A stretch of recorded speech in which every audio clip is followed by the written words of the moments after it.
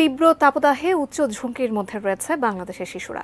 ঝুঁকি এড়াতে শিশুদের প্রতি আরও যত্নবান হওয়ার আহ্বান জানিয়েছে জাতিসংঘের আন্তর্জাতিক জরুরি শিশু তহবিল ইউনিসেফ।